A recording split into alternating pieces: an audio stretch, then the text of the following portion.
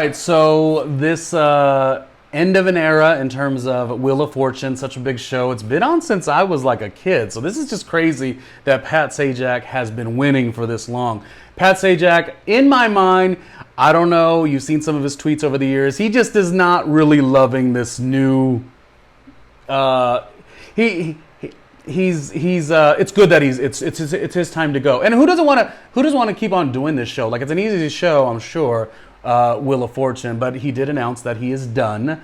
And he did announce that he'll be doing his last season in the fall, which instantly opened up the idea to who will be the replacement. Now, I could think of 100 other people, and please go to my episode where I talk about who would be the perfect replacement for James Corden when that show, as that show has went off the air as well, and James Corden decided to step away. I name a lot of good people, so I would potentially like to regurgitate some of those here, but I would encourage you to go to that episode so you can see who I mentioned. I mentioned some good people, and if you wondered, did I mention myself? Clearly, because I am built for talk show. Built for talk show. The world loves me already. Built for this shit. Didn't mean to curse, but I did. Anyways, here's what I want to say. So Pat Sajak, at one point, I don't want to be like shady because, again, I know potentially his politics and all that. I just want to let that be. Maybe this is why he's leaving, because I don't want to get into any of that. But what I will say is this. I think that it's a great time for him to leave. I think the show sort of runs itself in a lot of ways, but that doesn't mean they don't need to bring someone in. I think everyone's universally getting tired of Ryan Seacrest, but what I will say is this. I have a soft spot in my heart for Ryan Seacrest on some level. Now, I've said other things on other episodes. I encourage you to go, look at me plugging myself. I encourage you to go watch the episode where I'm talking about how Mark Consuelos is the right choice for Kelly and Mark versus the Ryan Seacrest. It never worked. It never, I have some theories. It just never worked. And I really appreciate that show. That's the kind of show that I'm trying to develop and build. One of many. Like a two-person, I love that formula. Anyways, go to that episode and see what I say about Ryan. It's not all favorable, but right now, on the other side of the fence, I'm going to say that yes, there are some favorable things. Ryan Seacrest is a dynamic and talented host, but I think universally the world is a little tired of always seeing the same people being shoved down your throats. You know what I mean? He has radio. He left live with Kelly to go pursue other things. I guess this is one of the other things.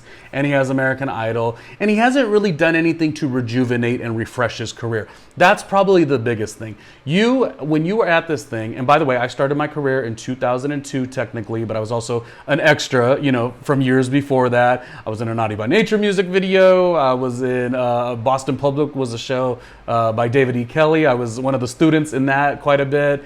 But really, when I got into the business after I did a little project at Fox Sports Net, was when I worked in radio. Radio was it. Radio was the entryway. It was all things. So at that time, Ryan Seacrest wasn't even at Kiss FM. He wasn't even at American Idol. He was still at Star 98.7 as somebody who was pushing, and still Afternoon Drive is nothing to scoff at.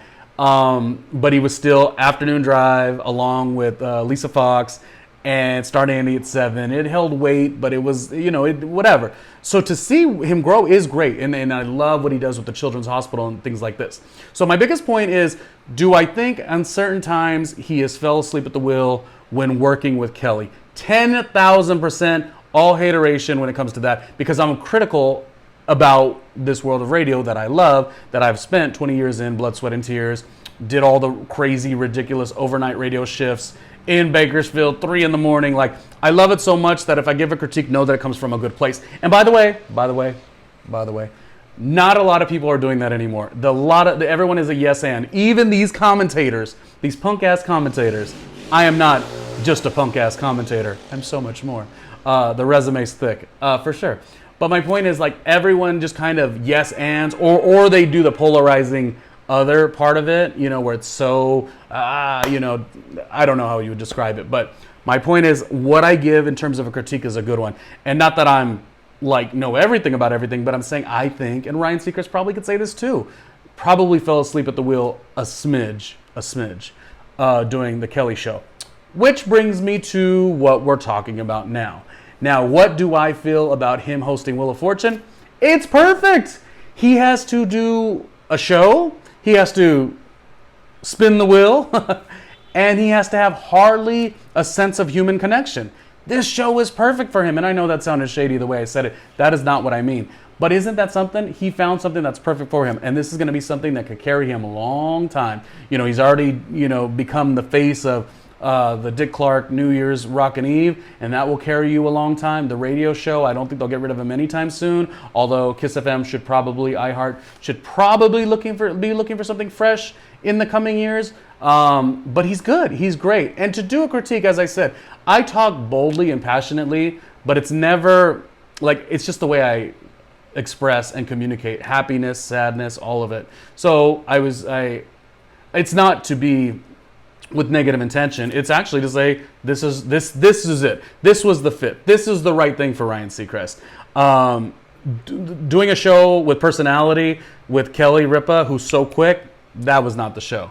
So this is a good thing. So now I want to ask a couple things. It's so funny because I always get the encouragement or like, oh, well, you were so mad when you said this, or you were so happy. And then I'll talk with friends and colleagues and stuff and family members, and I'm like, oh, gosh, I wasn't even really bummed. Like, I'll let you know when I'm bummed. I'll let you know when I was really happy or hype about something. So I have come to the conclusion that a lot of people think because of my delivery that it's so, you know, this is what I think. And it's like, no, I just have fun. I really just have like a lot of fun. I have so much fun. I have so much fun. Before I finish my next topic, I do have a word, because I could tell you what I need you to do, but it makes it a little easier if we do it a little bit like. Well, hello there. Thank you for watching and supporting the show with my good friend, RandomlyRJ Jr. Who the hell am I?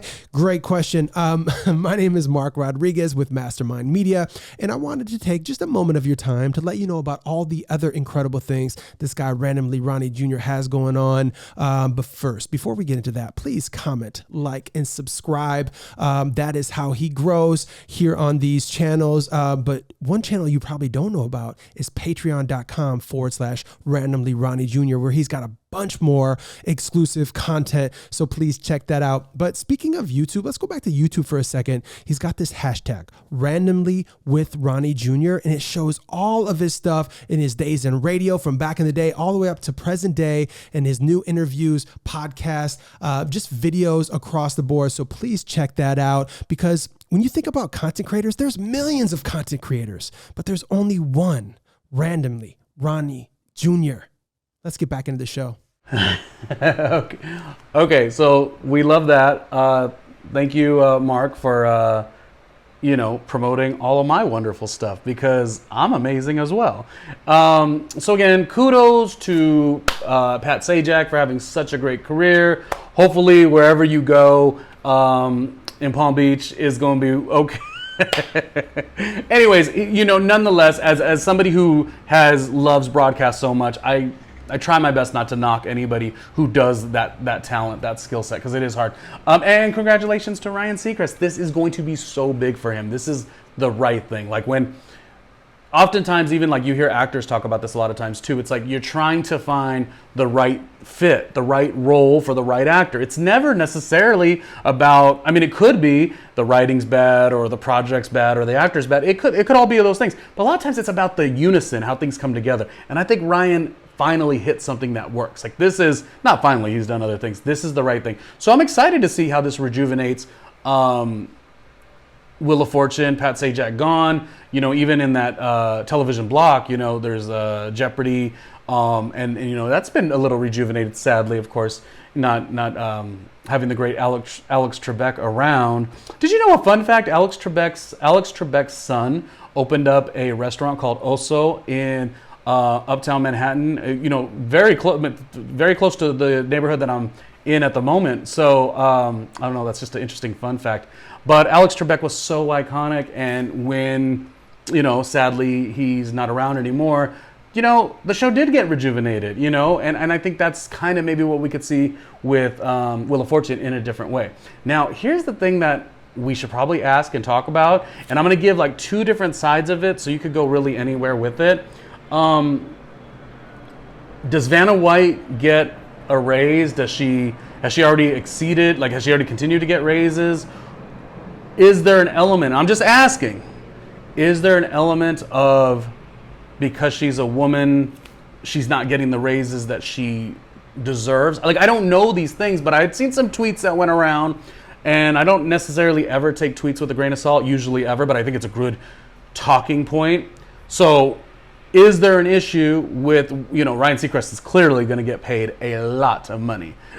But where does Vanna stand with this? And is it a case of her being like more of the sidekick, her being a woman, or the nature of the job is she does, she turns the channel, she turns the thing, But there's a part of me, while I'm not trying to laugh at her, there's a part of me that's like, your job isn't, significant as the lead host, and it's always going to go number one on the call sheet. You're not number one on the call sheet. But I also, because I don't know, and I am a man, and I understand, like, men, we get certain things, and I want to be more compassionate and understanding. Is this something that a woman is getting paid less than for what she brings to the table? That's the great way to say it. But then on the other side of myself and you and everybody, we got to say that she's going like this. She's turning the Vanna. Is there an L? Yes, Ryan. There's an L. Either way, I think if this was a thing that was an issue, obviously I feel like they'll work it out within the team and it'll be fine. But I just wanted to leave a little bit of compassion to the idea of possibility. Like, could there be something there? Because that would hurt, right? That would hurt. You've been with the show for all this time, and then they bring in a new host, and you still, maintain at a certain price rate, rather. And then this new host comes in with all the adulation. But the fact of the matter is, Vanna White is not hosting the show. Like, was that something she wanted to do? That would be a really good question. Vanna, that is what I would like to ask you. Did you want to go from what you did and switch up and become the lead host? Now, what if she did? There's another question we could ask. Would you watch the show if Pat Sajak left and Vanna White became the lead host? And then you had, in a more modern way of doing things, you had a guy who was doing the letters. Like, I mean, it's all possible. I think years ago, Price is Right stopped having just the women that would come in with the prizes, and then like some of the men would come out and showcase the prizes or whatever. So like, it's all possible. Anyways, this is probably one of the just question driven episodes, because I'm like just giving a couple facts, and then I just also wanted to ask some things, because you want everyone to be happy. Like I said, Pat Sajak, we've seen some tweets, we've seen some commentary. Hopefully he's good. He'll have a last season. It's going to be fine. Ryan Seacrest, he's got a talent. Sometimes you want to deny it, but he does have a talent, a significant talent. He didn't have that talent on Live with Kelly, but he is here, and he's here to stay, clearly now. Now we're going to see him on Wheel of Fortune for the next 25 years. Oh, no. I guess I really don't got to worry about that, because I'm going to be highly successful as this 25 years goes. So I'll also be making that good money too. But this was just an episode to talk and question and ask it. And I think a minute ago you might have heard the exterior noise from outside. I'm just trying to get this episode in, have fun, and talk about it. Wheel of Fortune, will you be watching? Wheel of Fortune with Ryan Seacrest, does that excite you? Pat Sajak, is he going to, what's next for him? Is he going to be politically behind? And Vanna White, what do we want? What else do we want for Vanna White? Or does she even want anything else? She's probably cush with a great, while she could stand to make more money, I'm sure she's doing wonderful. Anyways, that wraps up the episode, and we will talk on another hashtag randomly with Ronnie Jr.